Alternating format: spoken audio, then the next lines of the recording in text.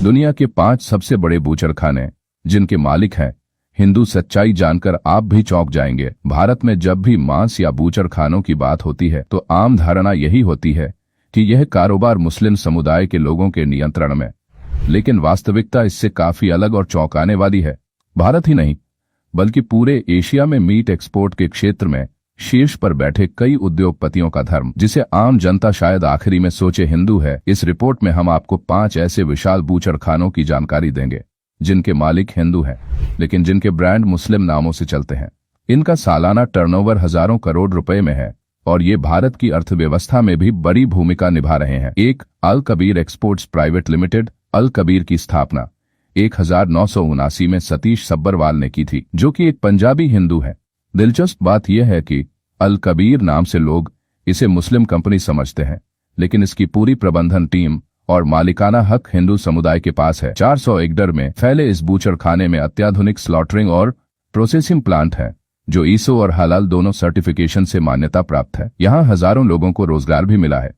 अल कबीर ने न सिर्फ भारत के मांस उद्योग को अंतर्राष्ट्रीय पहचान दी है बल्कि टियर 3 और टियर 4 इलाकों में रोजगार के अवसर भी बढ़ाए हैं। कई किसान इससे जुड़े हुए हैं जो भैंसों की सप्लाई करते हैं। 2. अरेबियन एक्सपोर्ट्स प्राइवेट लिमिटेड नाम से मुस्लिम प्रतीत होने वाली यह कंपनी दरअसल एक ब्राह्मण परिवार द्वारा चलाई जाती है। सुनील कपूर ने 1980 के दशक में इसे एक छोटे निर्यात व्यवसाय के रूप में शुरू किया था। आज यह कंपनी पूरी दुनिया में फैली हुई है। इनके पास अत्याधुनिक कोल्ड स्टोरेज और प्रोसेसिंग यूनिट्स हैं जो यूरोपीय स्टैंडर्ड्स को भी मैच करते हैं। सुनील कपूर ने इस बिजनेस को पारंपरिक ढंग से नहीं बल्कि पूरी तरह टेक्नोलॉजी ड्रिवन बनाया है, जहां सॉफ्टवेयर ट्रैकिंग, इन्वेंट्री कंट्रोल और ग्लोबल लॉजिस्टिक्स इंटीग्रेशन शामिल है। 3. MKR frozen foods exports private limited. एमेथियर एक पारिवारिक व्यवसाय के रूप में शुरू हुआ था जो आज फ्रोजन मीट मार्केट का एक बड़ा नाम बन चुका है। मदन एबट ने अपने बेटे के साथ मिलकर इसे टेक्नोलॉजी आधारित कंपनी में तब्दील कर दिया है। कंपनी हलाल सर्टिफिकेशन के साथ मांस एक्सपोर्ट करती है। कंपनी ने मोहाली और आसपास के इलाकों में हजारों किसानों को जोड़ रखा है जो नियमित रूप से पशु सप्लाई करते हैं। यह मॉडल कृषि से एक्सपोर्ट तक की सप्लाई चेन का उत्कृष्ट उदाहरण है। 4. अलनूर एक्सपोर्ट स्थान शेरनगर मुजफ्फरनगर उत्तर प्रदेश। मालिक सुनील सूद। 800 पशु सालाना टर्नओवर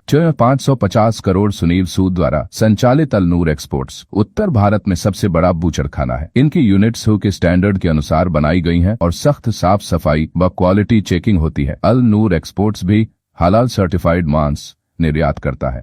चौंकाने वाली बात, अल नूर जैसा नाम इसे मुस्लिम कंपनी का आभास देता है, पर इसके मालिक न केवल हिंदू हैं बल्कि आरएसएस से भी जुड़े हुए बताए जाते हैं। 5. एओबी एक्सपोर्ट्स प्राइवेट लिमिटेड स्थान उन्नाव उत्तर प्रदेश। मालिक ओपी अरोड़ा और आईएसओ सर्टिफाइड है। कंपनी ने क्लीन मीट पर विशेष ध्यान दिया है। हलाल प्रक्रिया के तहत कटान कर वह मुस्लिम देशों में बड़े पैमाने पर निर्यात करते हैं। कंपनी ने उन्नाव के ग्रामीण क्षेत्रों में रोजगार, पशु स्वास्थ्य सेवा और ग्रामीण इंफ्रास्ट्रक्चर में भी निवेश किया है। इन 5 बूचड़खानों की गहराई से जांच करने पर यह स्पष्ट होता है कि भारत के मांस उद्योग का एक बड़ा हिस्सा उन हाथों में है जिनके बारे में आम लोग कल्पना भी नहीं करते।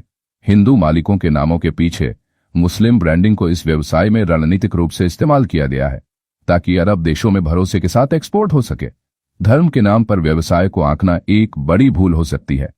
मांस उद्योग एक विशाल बाजार है जहां लाभ और लॉजिस्टिक्स प्राथमिक होते हैं। चाहे नाम अल कबीर हो या अरेबियन, पीछे बैठा चेहरा किसी और ही कहानी को बयां करता है।